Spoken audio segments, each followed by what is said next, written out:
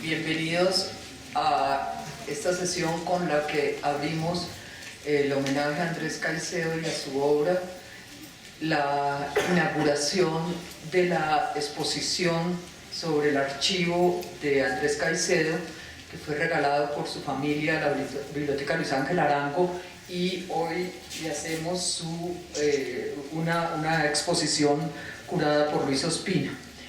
Iniciamos un ciclo que va a estar conformado por la presentación de documentales, ciclo Ojo al Cine, todos comentados por expertos, y una serie de charlas y conferencias también de conocedores de la obra de Andrés Caicedo. Esta programación va a estar a lo largo de lo que resta de marzo, abril y hasta el 30 de mayo. Casi todos los jueves de 5 a 7 de la noche. Pero ahí ustedes tendrán que ver la programación, consultar la página y las distintas formas en que divulgamos las actividades culturales para estar informados. Hoy inauguramos entonces con esta conversación entre tres personas muy importantes, las tres en la vida de Andrés Caicedo y en la difusión de su obra. Luis Ospina, en primer lugar, nacido en Cali, con estudios de cine en la Universidad del Sur de California, con otros grados, honoris causa, en periodismo y comunicación social de la Universidad del Valle, por ejemplo, profesor de cine en la misma universidad y profesor de varios talleres sobre documental en universidades del país. Director de la Cinemateca del Museo de Arte Moderno La Tertulia en 1986, director artístico del Festival Internacional de Cine de Cali actualmente, ¿sí, Luis? Todavía, de las versiones que van. Y por supuesto, crítico de cine y cronista de varias publicaciones. Luis ha sido productor, coproductor y editor de varios largometrajes. Sus películas han obtenido premios en los festivales internacionales de Oberhausen, Cádiz, Toulouse, Bilbao, Sitges, Habana, Biarritz, Lima, Caracas, Bogotá y Cartagena. Retrospectivas de su obra se han realizado en Nueva York, Caracas, Santiago, Buenos Aires, Toulouse, Barcelona, Madrid, Cali, Medellín, Barranquilla y Bogotá. Su última película, Un tigre de papel, ha ganado los siguientes premios. Bueno, creo que no los voy a leer todos. Nacionales, del Ministerio, premios especiales en festivales internacionales, en Estados Unidos, en Francia, en Perú, entre otras. Y Luis tuvo, como dijimos, una estrecha relación con Andrés Caicedo y su obra. Es coeditor con Sandro Romero, también aquí presente, de los libros Destinitos Fatales en 1984 y Ojo al Cine en 1999 de Andrés Caicedo, codirector con él del Cineclub de Cali, cofundador, con Andrés Caicedo, Carlos Mayolo y Ramiro Arbeláez de la revista Ojo al Cine, coautor de la obra de teatro, esto ya no es Solo Mujeres, que fue estrenada en el Teatro Nacional en 2001. Esas son los titulares de la hoja de vida de Luis Ospina, que es mucho más larga. Sandro Romero, y por supuesto sus reconocimientos sobre todo son muy largos los que ha tenido. Sandro Romero, nacido en Cali, también ha estado vinculado a la actividad teatral desde muy niño, como autor y como director y como profesor, me consta. Ha vivido en París, Barcelona y Londres, trabajando con los más reconocidos directores de teatro contemporáneo. Siendo un menor que Andrés Caicedo, creció en la misma ciudad y influido por el mito, le ha seguido durante más de 20 años. Sandro ha sido compilador de distintas obras de Caicedo, de las que dejó inéditas, por supuesto, y ha llevado a las tablas varios de sus cuentos. Hizo parte de Caliwood, ha trabajado como documentalista, tuvo una estrecha relación con el Cineclub de Cali, hace crítica de cine, ha colaborado en proyectos de Ospina, Mayolo y Carlos Palau, ha escrito guiones para cine y televisión, ha estado involucrado en la producción de varios cortometrajes y ha sido director y profesor de teatro. Rosario Caicedo Estela nació en Cali también, en Colombia, en 1950, y desde hace más de 40 años reside en Estados Unidos, donde ha trabajado por 30 años como trabajadora social. En estos últimos 15 años ha dedicado su experiencia profesional a trabajar con grupos de latinoamericanos indocumentados que son continuamente abusados por las leyes de inmigración de los Estados Unidos. Rosario ha participado activamente con varios escritores interesados en la obra de su hermano Andrés Caicedo y colaboró estrechamente con María Elvira Bonilla, editora de El Cuento de mi Vida, y con Alberto Fuguet, el escritor chileno, quien editó la compilación de cartas y escritos autobiográficos de Andrés Caicedo, titulado Mi cuerpo es una celda. Ha participado también en múltiples eventos organizados en este país con el fin de honrar su producción literaria. Rosario, solo un año mayor que Andrés, tuvo la suerte de ser testigo desde muy pequeña del precoz desarrollo de su hermano como artista, escritor y crítico de cine. Como ella misma lo describe, continuará trabajando para que la obra y la historia de la corta pero productiva vida de Andrés Caicedo traspase fronteras y sea respetada por sus características innovadoras y peculiares. Rosario, lectora y cinéfila voraz, ama la palabra en todas sus formas y le encanta la tradición oral. En su poco tiempo libre escribe poesía y ensayos vistos por un selecto grupo de seres queridos. Entonces, con ustedes, estos tres personajes. Gracias. Buenas tardes. Voy a permitirme romper el hielo. No puedo evitar decir que estoy gratamente sorprendido con la cantidad de público que hay aquí esta tarde, y quería comenzar diciendo que en los últimos tiempos ha habido gente que me dice que si yo no voy a parar de hablar de Andrés Caicedo y que si yo me estoy escudando en Andrés Caicedo para promocionar mis cosas. La verdad es que yo nunca me lo he propuesto, sino que hay como una especie de reciclaje generacional, y cada cierto tiempo, desde la muerte de Andrés, hay nuevos públicos y hay nuevos lectores, que no siempre sucede con los autores y mucho menos en nuestro país, y permanentemente le están haciendo a uno nuevas preguntas y hay una inquietud continua con respecto a su obra y a su gesta. Yo creo que Andrés con los años se ha ido convirtiendo como una especie de personaje, así como María del Carmen Huerta es una suerte de referente imprescindible de nuestra literatura. Yo creo que Andrés, su figura, su leyenda, entre comillas, pues se va volviendo como una especie de personaje necesario para muchas generaciones. Y aunque yo pensé, cuando publiqué con la editorial Norma, que está lentamente desapareciendo, cuando publiqué el libro Andrés Caicedo o La muerte sin sosiego en el año 2007 o 2008, yo dije, bueno, escribo este libro para que cada vez que me pregunte que por qué se suicidó Andrés Caicedo, o cada vez que me pregunte cómo fue mi relación con él, pues ahí estaban todas las respuestas. Sin embargo, el encuentro permanente con el público pues se sigue solicitando, y uno se ve tentado a continuar con esta conversación que parece no tener fin. Yo voy a optar por la primera persona para continuar rompiendo el hielo antes de darle la palabra a mis compañeros de mesa. Además, quiero de alguna forma valorar muy especialmente la presencia esta tarde aquí de Bernard Cohen, el traductor de Andrés al francés, que nos acompaña desde Europa. que mañana va a estar aquí dictando una charla sobre cómo fue su aventura, que realmente se la recomiendo porque ha sido una aventura maravillosa. Durante más de un año hemos estado en contacto permanente y uno no sabe lo difícil que es un autor hasta que lo empiezan a traducir con atención.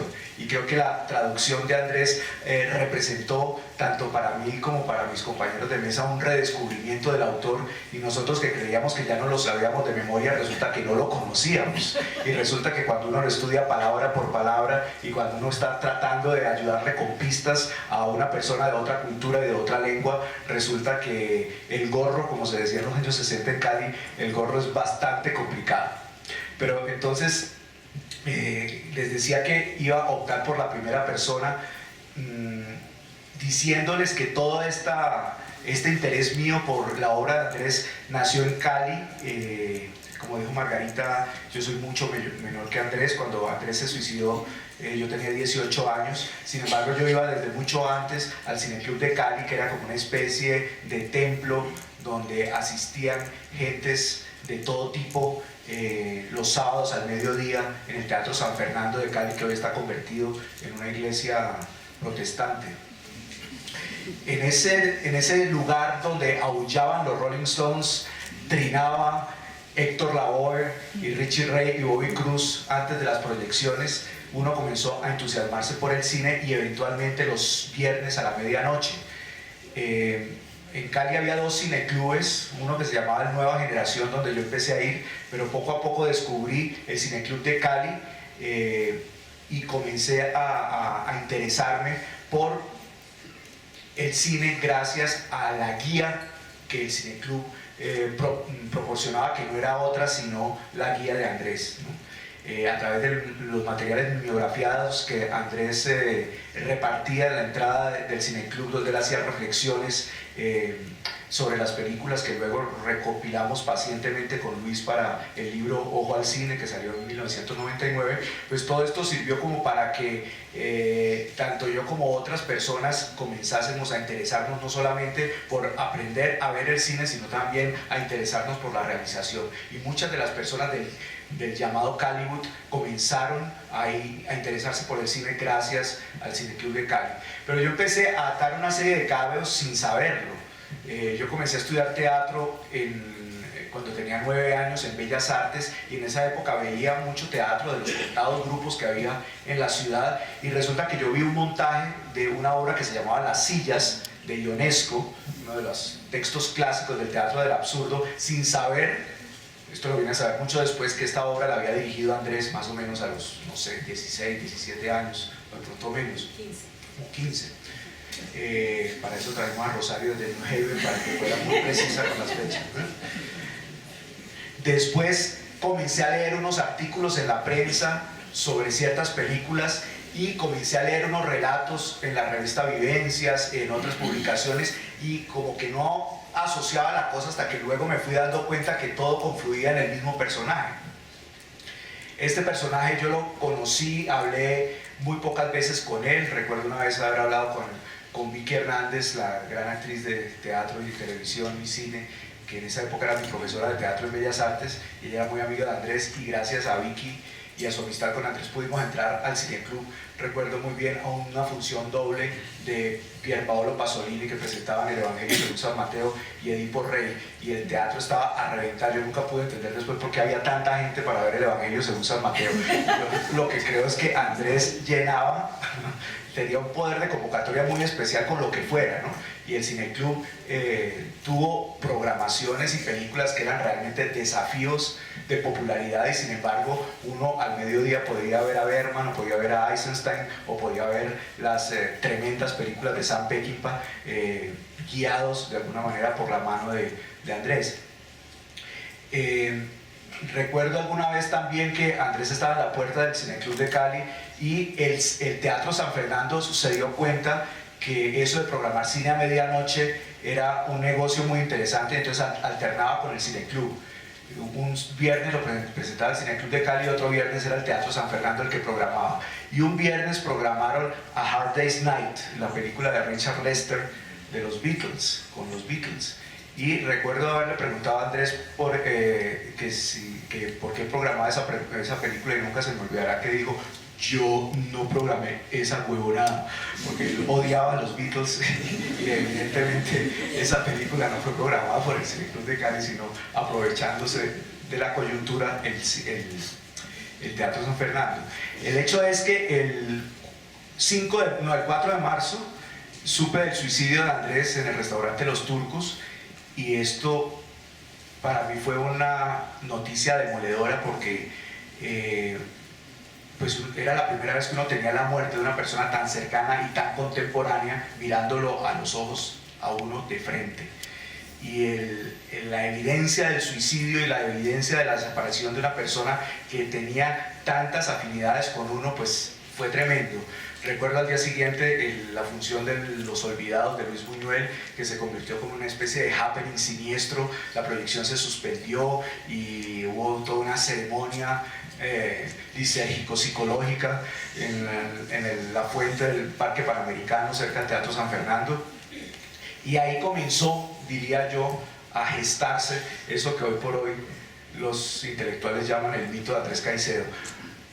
3 meses después o 4 meses después, yo no me acuerdo exactamente cuándo, ahorita Rosario se los dirá, apareció Que Viva la Música en la edición de Colcultura, de alguna manera propiciada por el poeta Juan Gustavo Cobo Borda. Y cuando salió el libro y cuando lo leí, a mí me aterró que en ese libro estuviesen gustos musicales que para mí eran muy fuertes, especialmente los Rolling Stones y Richie Ray, sin haberlo conversado con Andrés, y que tampoco esa era la música que sonaba en la radio en Cali, ni mucho menos uno podía decir que en Cali todo el mundo cantaba los Rolling Stones por la avenida Sexta. Esto era una cosa un poco como de gueto, y sin embargo ahí estaba esa coincidencia. Yo leí Que Viva la Música con un estupor y una maravilla, maravillado, y además pensaba que esa novela quién la iba a entender, porque era una novela demasiado referencial, y esta cosa de que el personaje hablaba cantando y que la mitad de la novela eran citas de canciones, me parecía que era una novela muy hermética, y sin embargo con el correr del tiempo pues uno se da cuenta que es una novela que está tan bien escrita que permite múltiples lecturas, tanto para la persona que conoce muy bien de qué se está hablando, como las personas que llegan por primera vez a ese universo y se fascinan o se desconciertan con la narración de María del Carmen Huerta. Entonces yo quedé muy impactado con eso, y yo sabía que Andrés había dejado muchas cosas escritas e inéditas, y existía la leyenda de que Andrés escribía muchísimo, pero pasaron los años y no salía nada y no aparecía nada. Apareció después de Que Viva la Música, creo que un año después o de pronto un poco menos, una edición hecha en Medellín, que entre otras los editores también se suicidaron, de un libro que se llamaba Angelitos Empantanados o Historias para Jovencitos, una edición muy bonita, y empezó a aparecer Plaza y Janés unas reediciones terribles de Que Viva la Música, con unas carátulas espantosas, y a mí se me empezó a parar el pelo cuando todavía lo tenía, de ver estas ediciones fatales de la novela. Y entonces, gracias a un amigo nuestro, Hernando Guerrero, fotógrafo, fundador de Ciudad Solar en Cali, fuimos a la casa de los papás de Rosario y de Andrés, de Carlos Alberto Pinelli, y yo les dije muy tímidamente que si querían yo podía darle una ojeada a ese material, que ya estaba muy organizado, que estaba en unos baúles, y le di como una primera mirada, y yo quedé completamente atortolado con todo esto. El material había tenido como una primera organización que había hecho Carlos Alberto, después yo le di una segunda organización por las tardes, que iba a tomar juguito de lulo allá a la casa de Ciudad Jardín, y después con Luis le dimos como el orden final, y dentro de esa complicidad, toda vez que Luis pues tenía como un referente mucho más cercano con Andrés, armamos el primer libro, que fue Destinitos Fatales, que publicó la editorial Oveja Negra en una colección de literatura colombiana. Ese libro estaba compuesto por 3 partes. Una primera parte que era Calicalabozo, la llamamos Calicalabozo porque Andrés en algún momento quiso que una colección de cuentos de él se llamara así. Entonces escogimos creo que 17 cuentos de los múltiples cuentos que había. La segunda parte era Angelitos Empantanados o Historias para Jovencitos, tal cual como como la publicaron en Medellín. Y la tercera parte fue un descubrimiento maravilloso que encontramos con Luis, que fue una novela que se llamaba, o se llama, Noche sin Fortuna, que desgraciadamente quedó inconclusa, pero que era una novela que tal cual como estaba, era un pequeño tesoro. Después, en una carta que Andrés le mandó a Juan Gustavo Cobo durante las épocas en que estaban negociando lo de que viva la música, Andrés decía que estaba escribiendo una novela violentísima que se llamaba Despescuez Narizorejamiento, y atando cabos, creemos que ese Despescuez Narizorejamiento es la misma Noche sin Fortuna, porque los referentes y las pistas que da son un poco similares. Entonces, resumiendo la historia, hicimos el libro Los Destinitos Fatales. Después, finalmente, los libros de Andrés han ido tomando como vida propia. Destinitos Fatales se volvió 3 libros. Y Ojo al Cine, que era el libro que más queríamos sacar con Luis, era el libro que casi nunca podemos sacar porque ninguna editorial quería publicarlo, porque existen como unos clichés editoriales, ¿no? Y uno de los fantasmas que existe es que los libros de cine no se venden. Y nosotros siempre le apostábamos a que esto no era solamente un libro de cine, sino un libro de cine de Andrés Caicedo, que tenía unos lectores y que tenía un interés particular dentro de cierto grupo de personas. Finalmente, en el año 99, logramos convencer a la editorial Norma y salió una primera edición de Ojo al Cine, que inexplicablemente no salió completa con todos los artículos que como lo habíamos organizado. Después, en la nueva edición, que ya cada vez más difícil conseguir, ahí salió pues el libro grueso, bien gordo, como lo quería Andrés en vida. Y digamos que eso fue nuestra colaboración desde el punto de vista editorial para que la obra de Andrés se mantuviera viva y que por lo menos se pudiera publicar, se pudiera ver la luz la gran mayoría de sus textos. Quedan algunas cosas sin publicar, gracias a Alberto Fuguet y a la colaboración estrecha que tuvo con Rosario, se publicó el libro Mi Cuerpo es una celda. Y por mi parte, yo quise hacer un desafío, que es cuando descubrí la obra de teatro El Mar, la última obra de teatro que Andrés escribió inspirado en El Cuidador de Harold Pinter, y tratando de meter en un solo saco el Moby Dick de Herman Melville y las narraciones de Arthur Gordon Pym de Edgar Allan Poe. Tomé esta obra y con un grupo de actores, bueno, en realidad eran 2 actores, nos encerramos durante casi un año a montar El Mar, a tratar de hacerla tal cual como Andrés la había escrito, que era una obra, entre otras cosas, sobre el aburrimiento. Y nuestro desafío era cómo hacer una obra sobre el aburrimiento sin aburrir a los espectadores. Y la obra, dijimos, bueno, vamos a hacer un par de funciones para los amigos. Resulta que la obra funcionó muy bien y creo que llegamos casi a las 200 funciones del Mar.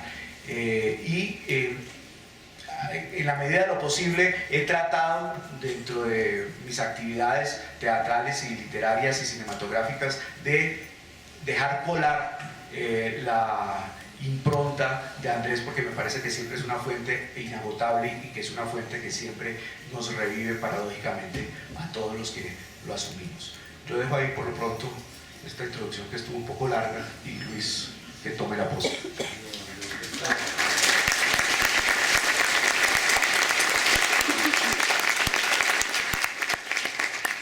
Yo le cedo la palabra a Rosario y después yo hablo de último muy brevemente. Gracias, Luis. Me siento supremamente contenta de ver este auditorio. Me siento profundamente contenta de ver este auditorio completamente lleno y lleno básicamente de caras jóvenes. No estoy haciendo aquí ni estoy teniendo ningún prejuicio sobre personas de edad mayor, pero evidentemente Andrés se sentiría profundamente feliz de ver las caras de todos ustedes interesados en oír sobre la literatura de él. Él escribió, como siempre dijo, para jovencitos y pues escribió evidentemente para otras personas, pero eso era lo que él quería. O sea que me siento muy honrada de estar aquí. Como dijo Margarita en la pequeña introducción biográfica mía, a mí me gusta muchísimo la tradición oral. Antes de leerles algo muy breve que escribí, les quiero contar una pequeña anécdota que tuve este lunes cuando vine de los Estados Unidos hacia Bogotá para participar en este evento. Luis me preguntó que quién era la persona de la familia que tenía la máquina de escribir de Andrés. Yo soy la persona de la familia que tiene la máquina de escribir de Andrés. Es una máquina que ustedes verán en la exposición, una máquina Remington, que él la llevaba absolutamente a todas partes y que en estos momentos está en mi casa. O sea que yo le dije a Luis la quería para la exposición, yo le dije a Luis, no te preocupes, yo la traigo cuando yo venga.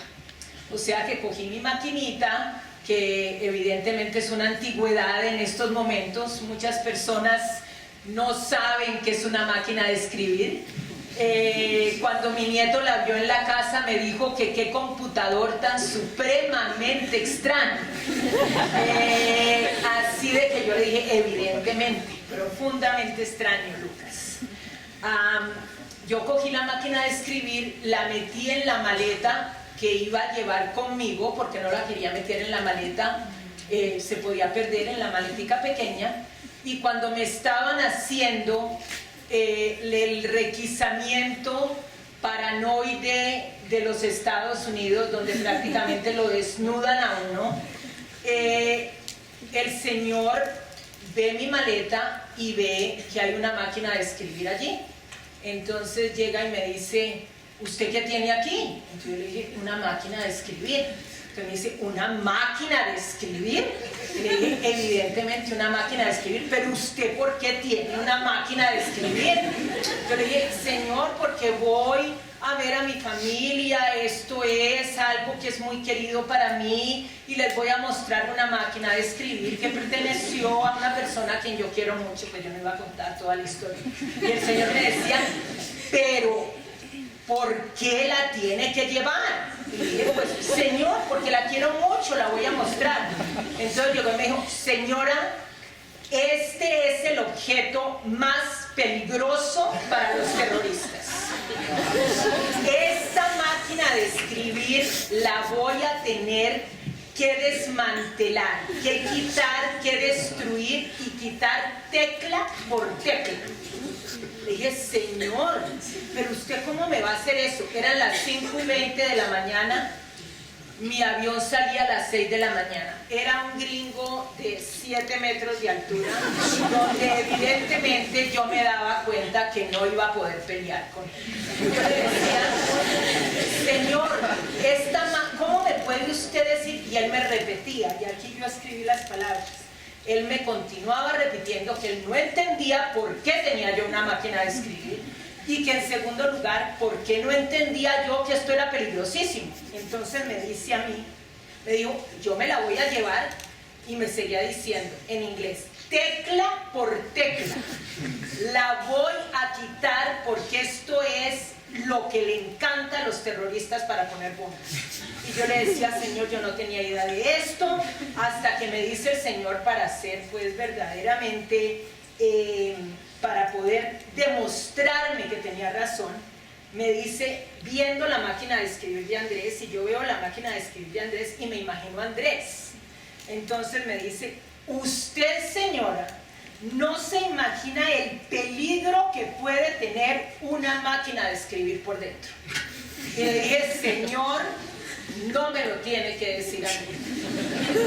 Y evidentemente me imaginé que Andrés, donde estuviera, estaría atacado de la risa. Así que verdaderamente así empezó mi viaje, para verlos a todos ustedes y para leer unas pequeñas palabritas, pero les quería contar esta anécdota porque es... ¿Y qué pasó? ¿Te la quitaron? ¿Cómo lo convencí desgraciadamente, como muchas, como detesto convencer usando el género femenino. Le lloré, le dije algo que yo odio, yo nunca lloro, por lo tanto fueron lágrimas de cocodrilo, pero le dije, Señor, si usted le quita las teclas a esta máquina de escribir, usted no se imagina, yo me voy a morir, esto representa todo para mí. Y no hay nada más horrible para un hombre de 7 metros que una mujer con un acento latinoamericano le esté diciendo que se le va a morir allí, que le va a dar un ataque de nervios. Así le dije, me va a dar un ataque de nervios. Eso lo paró, me dio la máquina de escribir, me dijo que en la vida volviera a viajar con una máquina de escribir. Y así se terminó el cuento. O sea,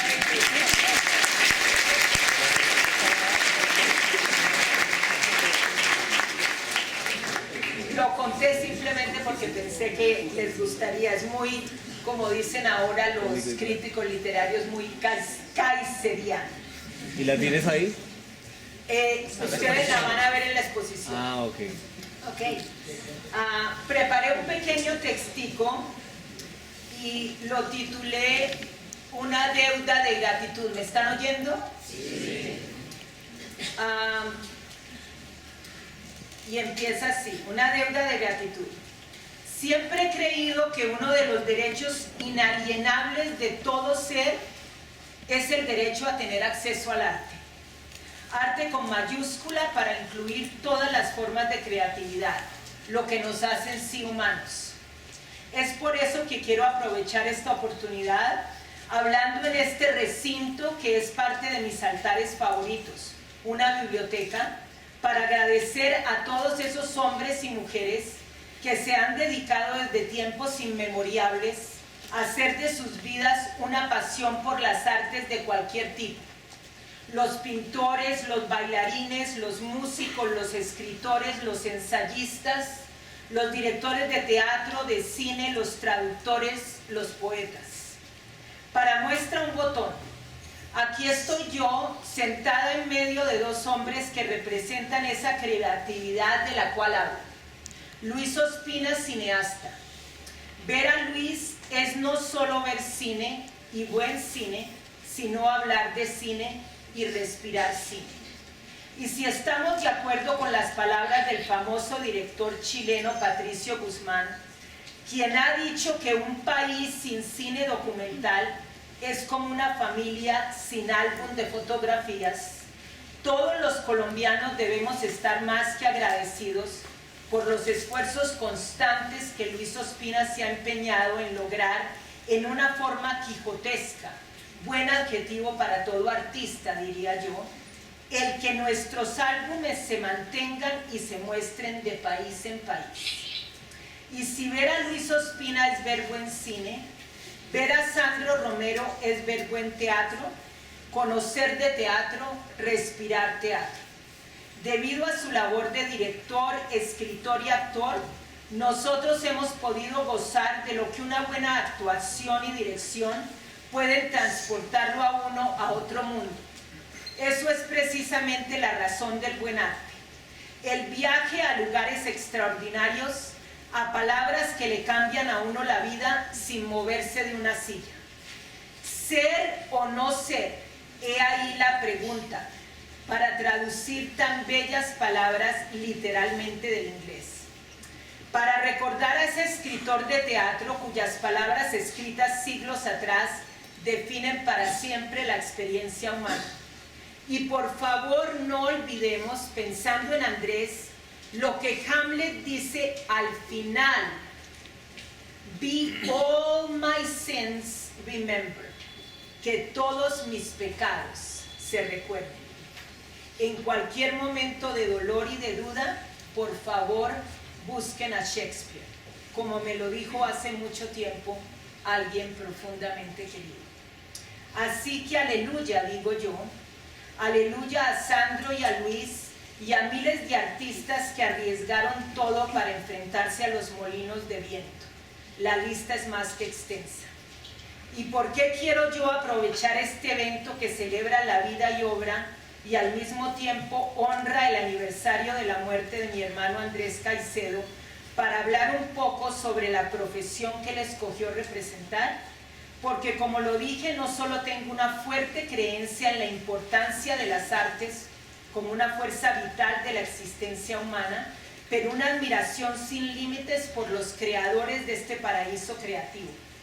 De allí mi deuda de gratitud a todos los artistas que, rechazando la vida, entre comillas, tradicional, que la gran mayoría de nosotros escoge llevar, se lanzan con una extraordinaria valentía hacia el destino más que incierto de la creatividad, sin importarle las consecuencias prácticas y emocionales de semejante salto. Ante ellos, en este sitio lleno de libros, yo, lectora más que voraz, me inclino reverente. Y pensando en esto, me concentro por unos breves momentos en Andrés Caicedo, un joven, casi un niño, que reunió desde que yo recuerdo lo que un escritor norteamericano definió como las características más importantes de los grandes escritores: la desadaptación y el deseo salvaje y apasionado de cuestionar lo que ha sido enseñado como incuestionable. Eso, en pocas palabras, describe la corta vida de Andrés. Una corta vida plegada de tristeza y de una angustia visceral que milagrosamente lo llevó en una forma constante y disciplinada a sentarse cada día a escribir lo que se suponía que no escribiera. O la crueldad de la censura hacia la creatividad de quien dice lo que no se debe decir. Andrés vivió esta crítica constante, pero sus consecuencias no le ocasionaron el dejar de vivir y crear como deseó hacer, como tantos otros y otras antes y después de él.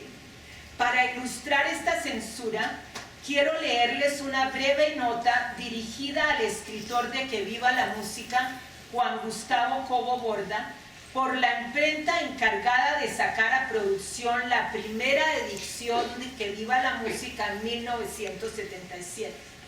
Recuerdo haberla leído hace décadas.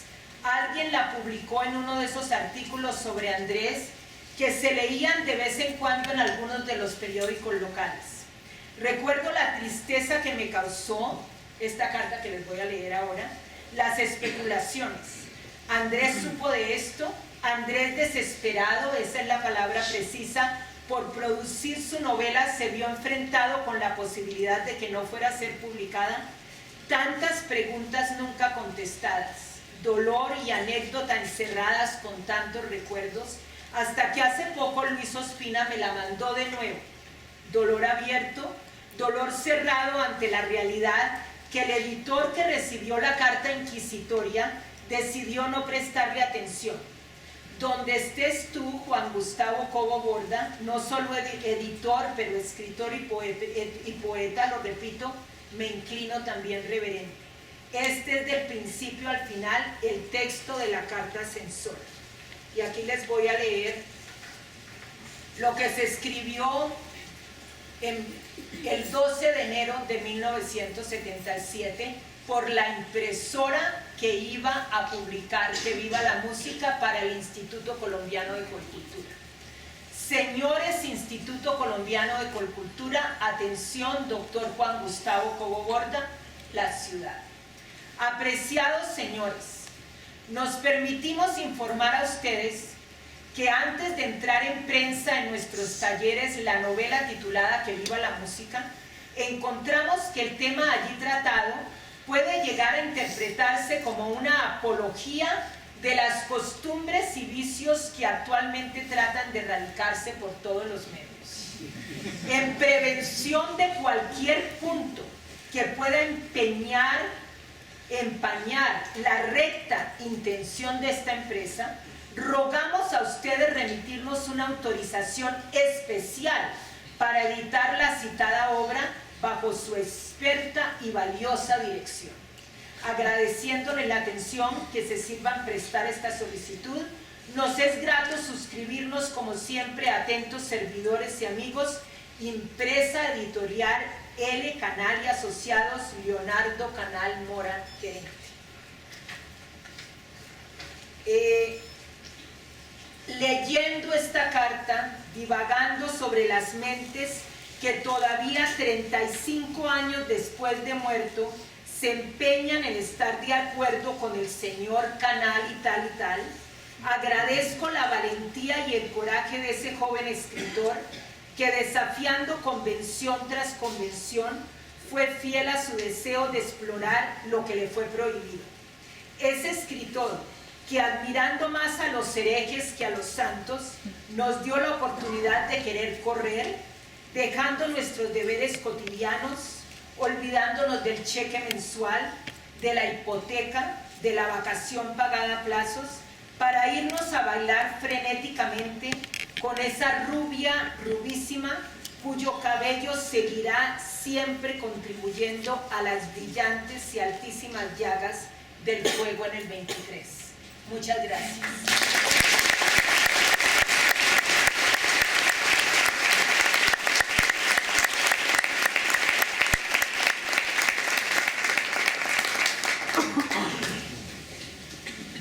Yo creo que en el fondo los editores de Antares tenían la razón. Que Viva la Música es un libro tremendamente subversivo y han pasado 35 años y lo sigue siendo. Y justamente cuando estaba haciendo la curaduría de esta exposición, les voy a explicar ahora dentro de un rato cuáles son los ejes temáticos, me encontré una carta. Porque siempre con Andrés uno está encontrando cosas. Y era una carta dirigida a su hermana Rosario, y yo le quería hacer la sorpresa de que ella leyera esa carta que le escribieron hace mucho tiempo. Es una carta que parece estar inconclusa, y yo quisiera que ella la leyera, y tal vez puede terminar aquí. Okay. Y también porque ella conoce bien la letra de Andrés, que no era muy fácil de leer.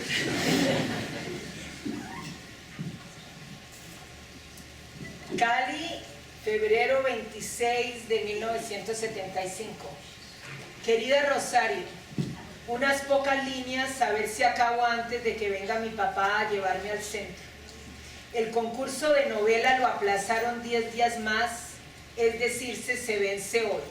Así que yo me tomé mi tiempo revisando algunas cosas y dándole lectura conjunta. Guillermito la leyó en las horas en voz alta y ayer la mandé al concurso ya. Leyó en 14 horas. Ah, en 14 horas. En voz alta. Ah, exactamente, en 14 horas en voz alta, Jesús. Y ayer la mandé al concurso ya. En mi poder está el recibo. En su conjunto, Que Viva la Música deja un panorama bien terrible de apocalipsis en plena juventud, de hombres y tierra. Y no sé si será bien recibida entre gentes de más de 40 años. Pueden pensar que la novela apunta a descartarles hasta como lectores. 177 páginas me dio la versión final, que termina con todos esos consejos perversos, no sé cómo serán recibidos, que acaban de descartar cualquier trazo de psicologismo o racionalismo en su redacción. Recoge tu hogar en el daño, el exceso y la tembladera, aconseja la autora, dejando bien claro que el mejor lector de esto será el de 12 años. Si te tienta la maldad, sucumbe. Terminaréis por rodar juntos del mismo brazo. Hay 20 de ese mismo estilo y todos apuntan a utilizar una realidad maleada, sacada de curso, recuperar por la asunción las fuerzas perdidas.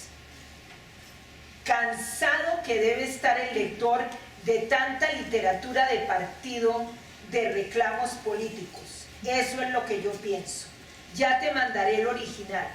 Tengo 2 ejemplares ceros. El 5 de marzo nos entregan la revista, 2 días antes del 15º festival en Guararé, al que trataré de viajar como corresponsal. Ayer vi Mala Compañía de Robert Denton, cine como el que no veía hace años y que me hace repensar que fue de orden frívolo tu última recomendación antes de despedirnos. Hoy tengo que llevar a la imprenta el papel de la carátula. Te envió mi mamá mi crítica a Nada de Chabrol, aparecida en El Pueblo. El primer artículo que mandé a ese diario me lo censuró Fernando Garavito, un rolo hijueputísima, que dizque por abundancia de argot y palabras inclasificables y mala redacción con su y mala redacción, como supondrás. Esto me desconcertó y me desanimó bastante. Para el odio que te ha infectado el censor, no hay remedio mejor que el asesinato. Para la timidez, la autodestrucción. Así habla mi narradora. De todos modos, no es muy importante esa censura. No me ha favorecido la aparición de mi nombre en la prensa.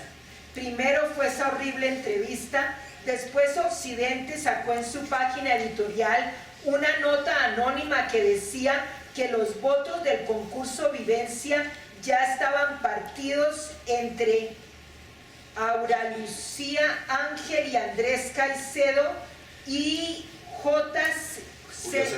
Julio César Luna, lo cual es calumnia, triple hacia el concurso, el jurado y este servidor, teniendo en cuenta que yo todavía no había enviado la novela y que además el concurso distaba de cerrarse. Pero bueno, hoy también veo mi nombre en los periódicos junto al de Fernando Cruz Cronf como dos narradores caleños de grandes posibilidades. Me dices que hasta aquí. Ok, gracias.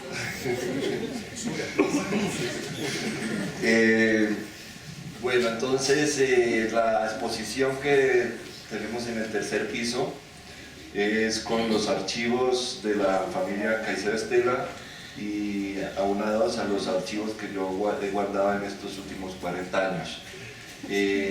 La exposición tiene 4 ejes temáticos que son literatura, cine, teatro y correspondencia.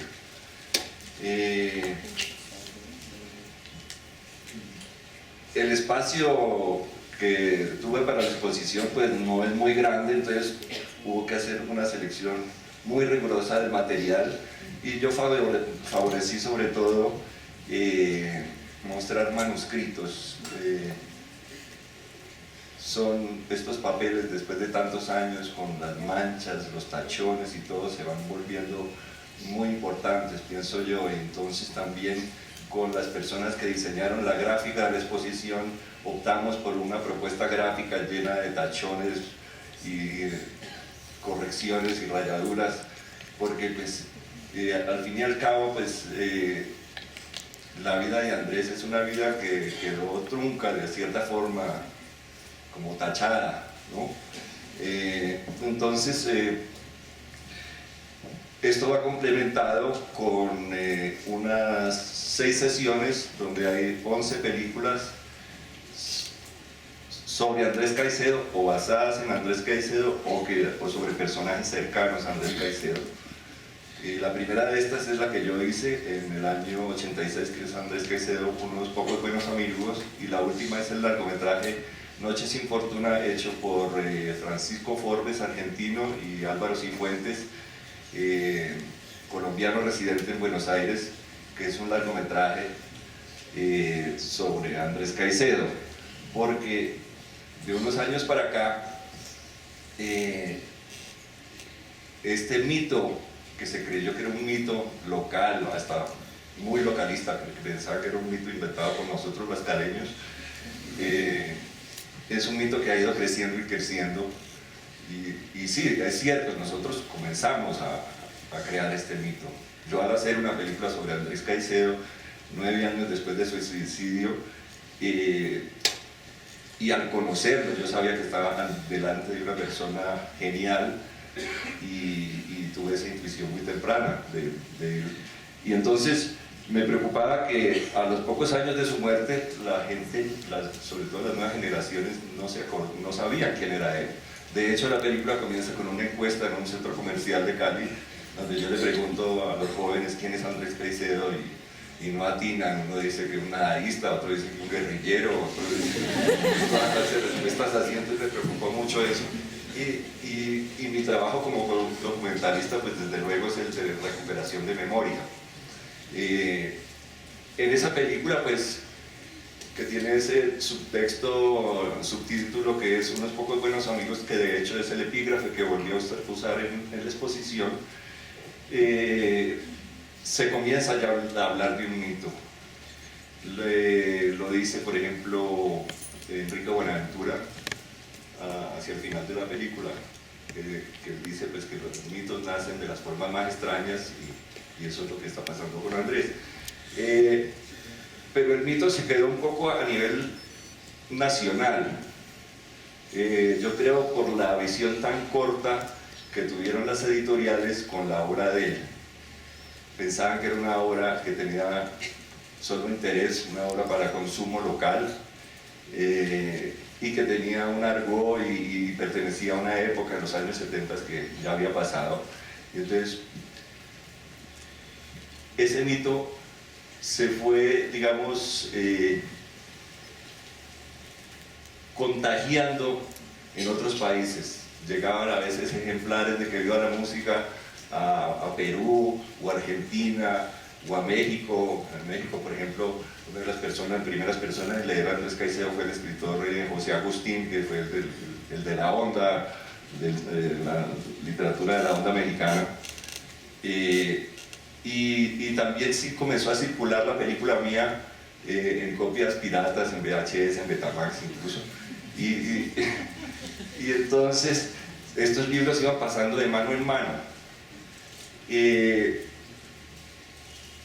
Los libros de Andrés nunca se vendieron fuera del país, hasta que el escritor Alberto Fuguet convenció a Norma de que estos libros, de que esa literatura de él y su crítica de cine podían tener una importancia internacional.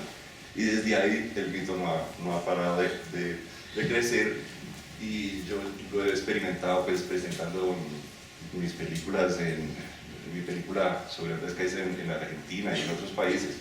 Y bueno, Que Viva la Música salió en Buenos Aires con un prólogo de Javier Casas, y fue un éxito, y yo creo que es el país ahora fuera de Colombia que más ha contribuido al mito de Andrés Caicedo. Ya ahora, 35 años después de su muerte, yo pienso que ese mito ya se consolidó completamente. La prueba es que la novela que Viva la Música la va a sacar Penguin Classics, o sea, una de las editoriales más importantes del mundo ya considera esta novela como un clásico. Se está traduciendo al francés, al italiano, y esto yo creo que va a ser una avalancha que nunca va a terminar de ediciones y reediciones y traducciones.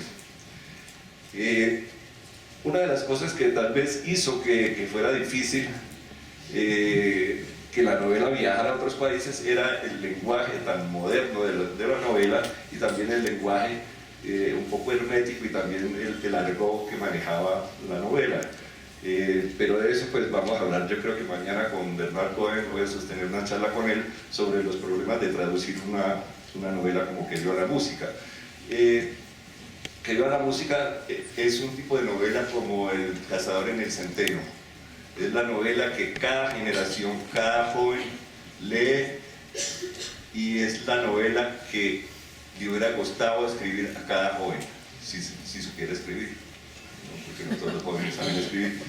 Entonces, en eso consiste la eterna juventud de la literatura de Andrés, es que cada generación se apropia de esa novela y lo toca profundamente. Desde luego que hay otras cosas que han contribuido al mito, y que son pues, definitivamente pues, el suicidio, el día que se publica su novela, la imagen que deja una persona que muere joven, ¿no? Pues eso lo sabemos por James Dean, por Kurt Cobain, por Jim Morrison, todos los del club de los 28 años, Brian Jones, Andrés fue más precoz que ellos, porque me fui a los 25, y entonces es un escritor eternamente joven, no solo en su escritura, sino en su figura, ¿no? Nadie se puede imaginar cómo sería Andrés Caicedo ahora, yo no me puedo imaginar cómo sería él ahora, no, es imposible, ¿no? Entonces esto también contribuye, pero yo creo que lo más importante de su obra es la obra en sí, ¿no? Que haya pues modas o que ahora lo consideran un hipster o no sé qué, o un precursor de los emos, en fin, hay muchas cosas así, ¿no? y pues a mí se me hace fabuloso que se haya vuelto un mito, qué cosa tan grandiosa, ¿no? Pero un mito que no tiene los pies de barro, ¿no? Es un mito que está parado en una tierra muy sólida, que no solo abarca la literatura, sino el cine, el teatro y la música y el género de la correspondencia, que se ha perdido un poco aún en estos tiempos de que no hay máquinas de escribir. Entonces, pues, yo varias veces he dicho, sí, ¿hasta cuándo? Lo mismo que decía Sandro, ¿hasta cuándo me va a tocar hablar de Andrés? Y me di cuenta que, pues, que ya no me molesta. En un momento pues, yo dije, hago una película para que no me vuelvan a preguntar. Después saco un libro para que no me vuelvan a preguntar. Y ahora pues saco una exposición y yo creo que la gente va a seguir interesándose por él. Y para mí es un gozo, digamos, grandísimo volver a esculcar esos papeles, volver a leerlo, ver, tratar de imaginarme cómo va a sonar esa novela en otro idioma, ¿no? En otro país, con otro público, en fin. Entonces para mí pues es una experiencia muy gratificante. Yo me siento muy afortunado de haber hecho documentales sobre los dos escritores más importantes de la modernidad en Colombia, que son Fernando Vallejo y Andrés Caicedo. Y entonces pues eso se me hace, digamos, haber tenido la amistad de ambos también y de haber conocido un personaje también como Carlos Mayor, me siento muy afortunado. Entonces yo creo que todos somos la misma pandilla. Yo quería agregar algo más.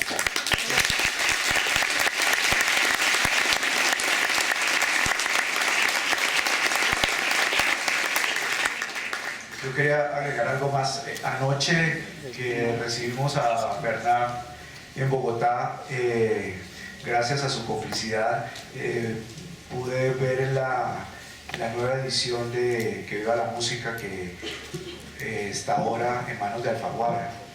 Es una edición muy bonita y lo que más me sorprendió de leer el libro, de ver la carátula y de ver cómo está organizada esta edición son las presentaciones. El libro tiene 4 presentaciones de 4 personas de muy distintas nacionalidades y que tienen una visión muy interesante y que me hizo sentir como frente a un libro nuevo, como frente a un libro que yo no conocía, o por lo menos frente a unos lectores que miran el libro de una manera distinta. Me parece que el gran escritor y poeta barranquillero que vive en Nueva York, Jaime Manrique Ardila, escribió una presentación preciosa. Bernard Cohen hace lo propio desde la perspectiva de la cultura francesa. Hay una lectura también de un escritor italiano. Y además, porque una cosa que no contamos, porque los cuentos con Andrés en estos 35 años tienden a volverse inagotables, pero con Luis comenzamos a coleccionar todas las ediciones que existieran de Que Viva la Música y aparecieron unas traducciones increíbles que realmente nunca entendimos muy bien por qué tradujeron ese libro, por ejemplo, al alemán. Y el libro en alemán se llama Salsavida, así, Salsavida. Y había una traducción al italiano. En esta edición de Alfaguara explican un poco, digamos, cuál fue el rumbo que tuvo esa insólita edición italiana de Que Viva la Música, y finalmente hay una nueva y hermosísima presentación que hace Alberto Fuguet, el escritor chileno, que de alguna manera ha sido el puente para que en el sur de Sudamérica la obra de Andrés se haya conocido. Y lo que me parece más fascinante, que de alguna manera nos da la razón con este esfuerzo que hemos hecho a lo largo de los años en la difusión de la obra de Andrés, es que es una obra que viaja, es una obra que puede tener lectores de otras culturas, de otros tiempos y de otras circunstancias, y creo que es una obra que, como los buenos vinos, está envejeciendo muy bien. No más, muchas gracias.